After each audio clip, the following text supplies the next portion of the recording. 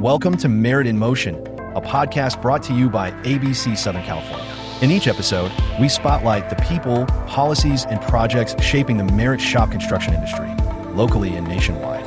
From workforce development to political advocacy, we bring you the conversations that matter. And now, here's your host, ABC SoCal President and CEO, Mike Mitchell. Welcome, everybody, to our first ever podcast, ABC SoCal. And I'm joined today by Russell Johnson. He is our Government Affairs Director. And Russell, tell us about your journey with ABC. Yeah, Mike, thanks for having me do the podcast. Really interested to see how this goes and excited to hopefully be a regular contributor to providing just info about what we're working on for ABC. I first got involved with ABC in 2010. I had been aware of ABC. I had worked for a state senator, county supervisor. I was very engaged with ABC. I knew who they were as a stakeholder, but I was not very engaged with the members or the construction industry as a whole until 2010. And in 2010, I started working with, at that time, the Central California chapter and got to understand the passion behind ABC members for what they do in the construction industry, and then also just their commitment to fair and open competition in every aspect of their work. And it was really refreshing to know a little bit about, to get to know more about ABC members, but to see the quality of people that are just like kind of flock to ABC. They all have the same traits. They want to help other people be successful. They want to foster growth in their workforce. They want to foster growth in each other. That's why they kind of partner together, even if they're competitors, to help out the workforce. And last, they just want a shot to be able to exist and compete and, get their slice of the American dream. And all of that was really exciting to me. And for a guy who doesn't know a lick about construction as an industry, other than maybe just building a table that I had to put together for my wife last night, that's about as close as I get to constructing anything. I really got to just fall in love with ABC and their issues. And I realized ABC member contractors needed ABC immensely. And you may wonder, how'd they need ABC? And it was simple. I'm a government guy, right? I speak governmentese. I feel like half the time I'm a Sherpa taking people up the mountain, just explaining how to navigate their own government, right? Because government can be this nebulous, why do they do that? That makes no sense. Why does government do it this way? It costs more money. Why does government take lowest bid? And there's all these things that government does. And at the end of the day, there's a reason and a process for each decision government has made. And I realized early on, the ABC members don't have time to dig into those kinds of details. And that's when I realized I could provide value by helping ABC members understand how government works and taking their message and just saying, how can we help ABC members contribute more, build more, construct more, and then at the same time, elevate their workforce by giving them the upskilling they need, the training they need, the skills training, the craft training, the apprenticeship training, everything that ABC provides. And I've just been fortunate that in 2018, the SoCal chapter had a need for some additional help. And since 2018, I've been helping out, covering 10 counties for ABC. I'm passionate about what I do. I love it. And I don't mind working hard because I love supporting people that work hard to produce and make stuff, even though sometimes it feels like government's against us trying to create and build stuff throughout the state. So I love what I do. ABC is definitely in line with my personal passion. Well, and this is why we've got a government expert to help us all navigate through this complexity we call the government. It's interesting. Like you, I don't have a background in construction either. But like you, it was all the values of ABC that really brought me here and attracted me to this organization. So thanks for spelling that out. So tariffs, the new F word, now the T word. Where are we at with tariffs? Yeah, there's been a lot happening. There's a lot happening with the new Trump administration. There's been a lot that's gone down. And when it comes to tariffs, I think a lot of our members are really focused on what is this going to mean for their business. And we're pretty fortunate because our national office went out and they spent some time and they surveyed our membership to see exactly what our members were seeing out in the field and how do they feel about how tariffs are going to impact their business. And it's been clear that ABC has this thing called a construction backlog indicator, and it ticked up 0.3 months. It measures the backlog in months. And right now it sits at 8.5 months in March of 2025. But it ticked up 0.3 months after Trump, made the announcement about the tariffs, right? From March 20th to April 6th. Towards after the April 2nd announcement, it ticked up with some additional concerns. And we know that through 80% of the contractors in the association that responded to the survey, 20% have already had projects paused or interrupted because of tariffs. And anecdotally, we've spoken to many members and we've asked them, hey, how have these tariffs impacted your business? And many of them will tell us, hey, we're watching the price of copper daily. We're watching this, we're watching that.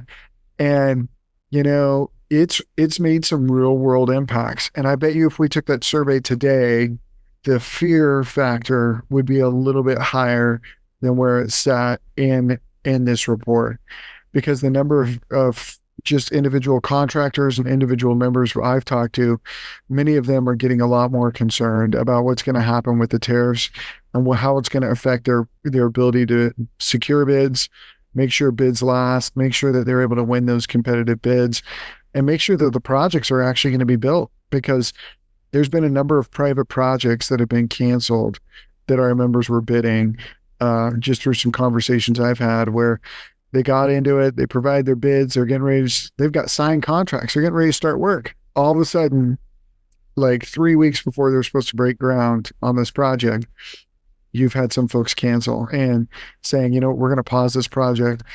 Tariffs are a little crazy. Interest rates are too high. And I think if interest rates improve, you're going to see a lot of that concern over tariffs really go away.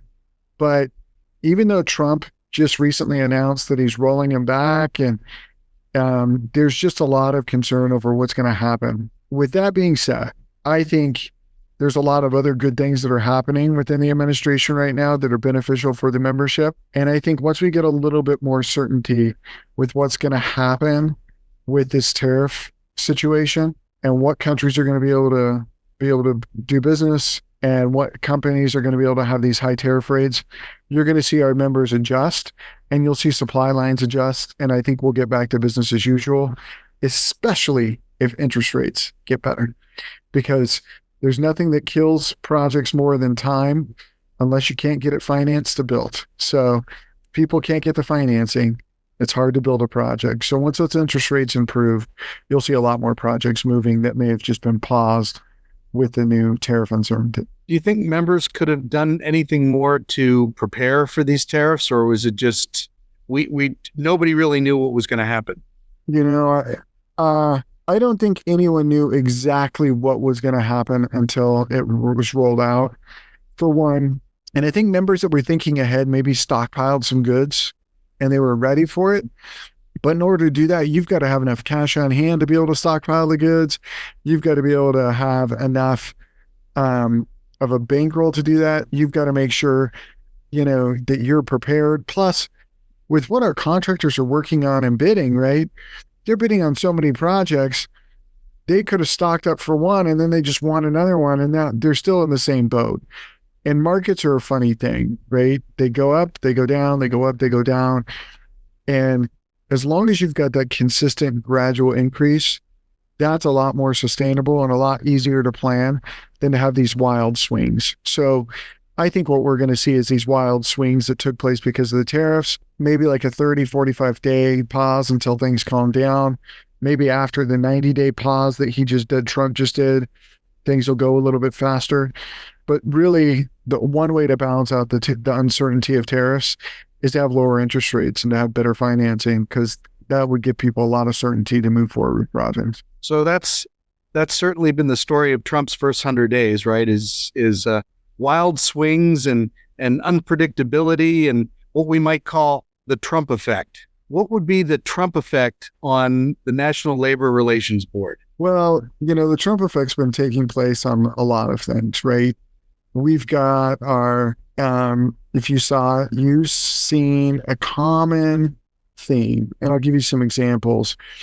You've seen executive order after executive order after executive order, and then you've seen lawsuit, and then you've seen Trump loses in a lower court, he wins in a higher court, it gets stayed, it goes on, and it's this back and forth of, who really has the power to do what Trump is trying to do. Does he have the power? Should that lie with Congress?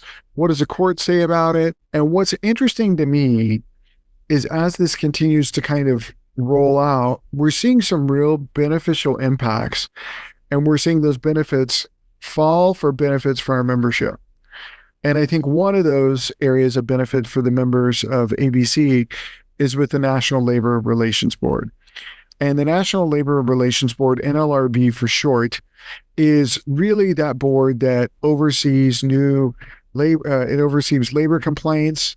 It also oversees if there's an attempt to unionize a workforce and there's a union election. They're the ones that are going to oversee that process to make sure you follow the law. Since during the Biden administration, the deck was stacked against the merit shop, and many of the rules coming out of the NLRB were anti-merit shop contractor. Many of the rules coming out of the National Labor Relations Board would veer towards the unions, really harming our members and putting them in a detrimental spot if they found themselves with a matter before the National Labor Relations Board. But once Trump got in, you saw a little bit of this back and forth that we're seeing with some of the other executive orders he's doing. One was on January 28th, President Trump removed Gwen Wilcox, who was the current member of the National Labor Relations Board. This did two things. One, it removed Wilcox from office. Second thing it did is it took the NLRB, and now they no longer have a quorum. So because they don't have a quorum, until Trump's next appointment goes in, they're not able to meet. And in a lot of cases, there's a rule in government, right? If government can't act or government can't do anything, then technically they can't make new rules to damage you or harm you, right, as an employer. So in a lot of ways, not having a quorum is kind of a good thing, right? Because they can't do anything negative to harm you. But on January 28th, Trump removed Gwen Wilcox. Then on March 6th, a DC district court said, no, Wilcox needs to go back in. And then on March 28th, that reinstatement was put on pause by a district court. Then the full district court vacates the stay, and Wilcox returned on April 7th. And then just last week, on April 9th, the Supreme Court granted another stay, and Wilcox was removed for office again. But you've seen this play out with like this back and forth between, does Trump have the power? Does he not? You've seen some of it with immigration issues. You've seen it with all these different things. And what we're seeing is at the end of it, the NLRB item is a win for our members, and it's a win for just ensuring that our members and employers can continue to act in a good faith way and not have these rules that are already written to make our members the bad guy when that's not necessarily the case. So that's been a little bit of this Trump effect, so to speak, on some of these different types of things that are going on. So it's you're going to see more. And actually, if you kind of look at ABC and National's continued fight against PLAs, you've seen a little bit of this back and forth stuff happening as well there, but it has more to do with ABC and the efforts we've been pushing to try to fight against PLAs, and less about the fact that we're seeing any action from Trump on it. So I'll give you an example. When you look at ABC and our continued fight against PLAs, what we're seeing is that, the government never really liked them, right? The government didn't see a good way for these PLAs to get implemented. So what we're seeing is a lot of the entities would try to find their way around these PLAs, a lot of these federal entities, whether they were, federal agencies, maybe it was the military, maybe they were issuing projects. But right now, we're stuck in this place where we've got legal challenge, court case, legal challenge, court ruling. And each ruling we seem to get back really kind of goes after these federal efforts for PLAs. So you're seeing a lot of back and forth, call it the Trump effect, if you will, or just call it a lot of legal back and forth. But for our members, they're definitely getting the benefit of some of the new administration's efforts. Right on. So what are we waiting to hear from? Or what are you waiting to hear about that where you can give us another update? So, well, I'll tell you the one thing to watch, especially as we're talking about federal issues today and looking at the federal level, is looking at what's going on with this federal PLA effort. Let's take a step back and remember it was in 2022 when Biden issued his executive order that says, hey, we're going to do an executive order. All federal projects over $35 million will be mandated with a project labor agreement. That means you can't use your apprentices. You can't use your workforce without hiring from the union hall as well. It means you've got to pay union dues. And, oh, by the way, you got to pay into the union health and benefit programs, right? Many of our members, they just don't bid. Those are non-starter items for them, right? So they won't bid on projects with PLAs. And they found this out pretty quickly on a lot of these federal projects. So when you look at where we started, and then you look at where we're at today, some projects were built with the Biden EO in place, executive order in place. But then there were some challenges, some legal challenges. And what we ended up seeing was that there was a legal challenge as we're like challenging the individual projects. Our members are challenging the individual projects, and we jumped in and said, hey, yeah, we're going to, we're going to go ahead and we're going to support our members that are opposing these projects. And on February 12th, they eliminated the requirement from the GSA, the Government Services Administration, for land port of entry projects. And you saw that with a couple other different departments go ahead and take that same approach and say, no, we're going to go forward without the project labor agreements, right? And then just last week on April 9th, the American Building Trades Union, which represents all the building trades for America, decided they were going to file a lawsuit saying, no, the government is failing to implement this Biden executive order and they should be implementing it. So we're waiting to see what's going to be the effect of this lawsuit. Is this going to is it going to uphold the Biden executive order? Or even though it violates government contracting rules, which is why the GSA eliminated it, right, on February 12th, or are they going to say, no, it violates other contracting rules and you're not allowed to do it because it violates fair and open competition, which is one of the mandates from the federal government to ensure you have competition. Otherwise, we're not going to get competitive bids and the taxpayers don't get the best bang for their buck.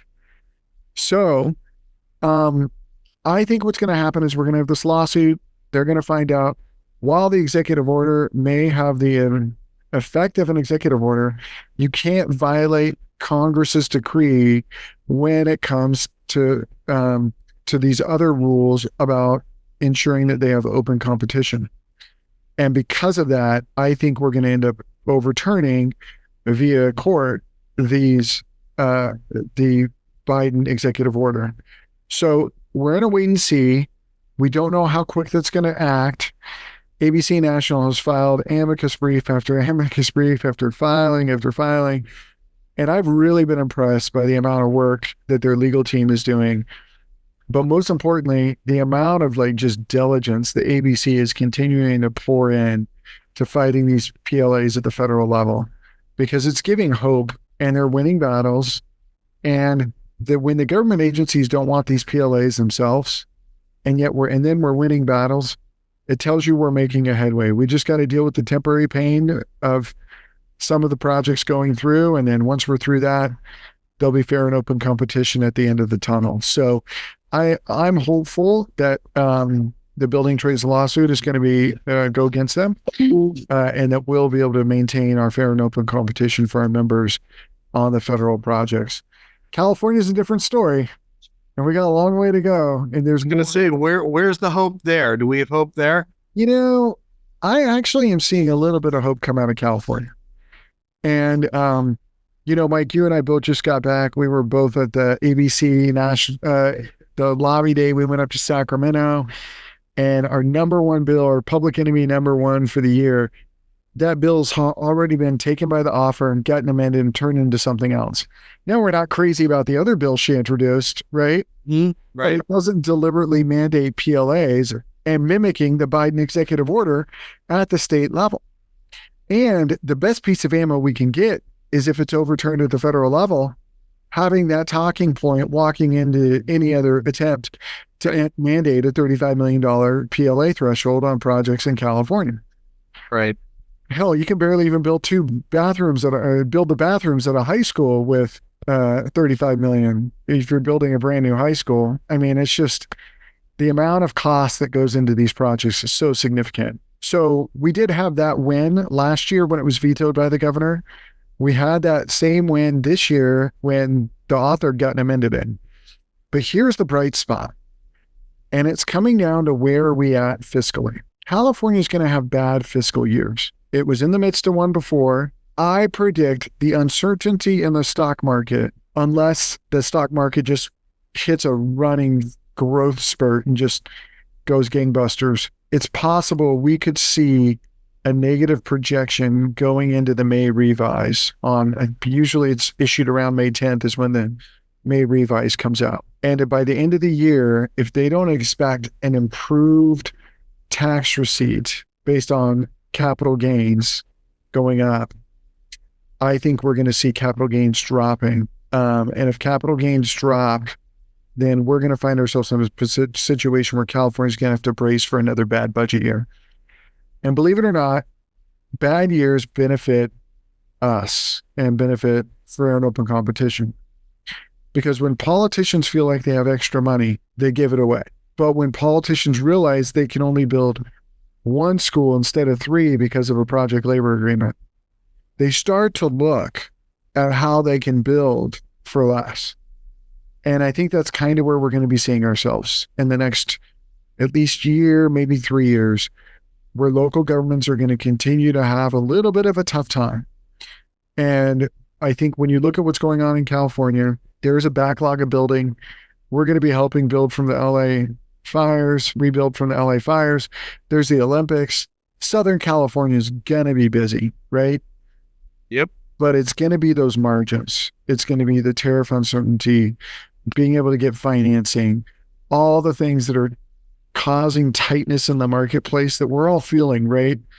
The price of eggs, it's gone down a little, but all this like price stuff that's still sticking out there, especially in the construction industry, until we see some light at the end of the tunnel, I think people are just going to be a little bit cautious. And as long as we live in a cost-sensitive environment, especially if government budgets are continue to be lean for California, and a lot of times those government dollars then trickle down to local government, right? The leaner it is in California, the better it is for us to make our fair and open competition arguments. Because when you have more competition, you can build 2 fire stations instead of 1. You can build 3 fire stations instead of 1, right? But when you put these discriminatory project labor agreements in place that raise costs by as much as 18%, you get less. And when you get less, and when people feel like they're overtaxed and spread thin, they get upset. And politicians don't like it when voters get upset. So I think we're going to see a resurgence of people being a little bit more cost sensitive, not just with their own pocketbooks, but with our taxpayer dollars. And that's good for fair and open competition. That's awesome. Well, Russell, thanks so much for joining me today to talk tariffs, Trump, and giving us some hope about PLAs. at the federal level and in California. Thanks, Mike. We'll have you back soon. Thanks. Bye. Bye.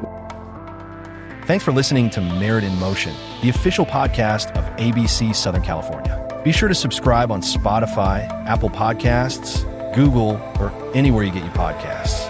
Tune in next time for the latest in merit shop advocacy, workforce development, and the policies shaping our industry.